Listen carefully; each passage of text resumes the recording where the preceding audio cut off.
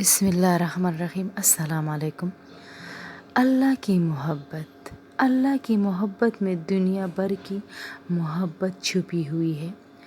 जो सुकून हम अपने रब की मोहब्बत में हासिल करते हैं वो किसी और शे की मोहब्बत में हरगिज़ हासिल नहीं कर सकते।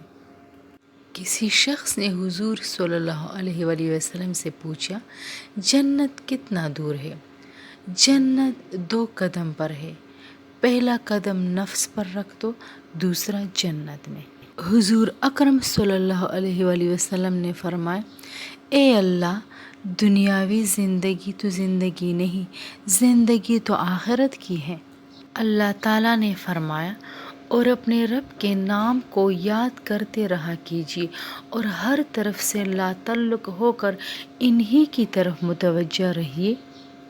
हज़रत अब्दुल्ला ने आप सल्लल्लाहु अलैहि वसल्लम से अर्ज़ की, अल्लाह के रसूल, इजाज़त हो तो कोई नरम चीज़ आप सल्लल्लाहु अलैहि वसल्लम के लिए बिछा दूँ।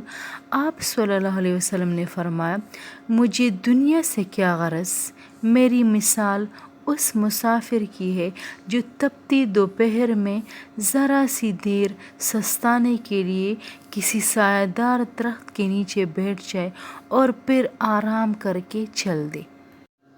अल्लाह ताला का फरमान, इंसान के लिए वही कुछ है जिसके लिए वो कोशिश करता है।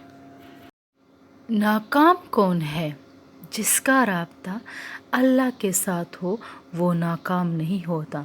नाकाम वो होता है जिसकी उम्मीदें दुनिया वालों से वाबस्ता हो। हुजूर सल्लल्लाहु अलैहि वसल्लम ने फरमाया, अपने से कमतर को देखो, बरतर को ना देखो।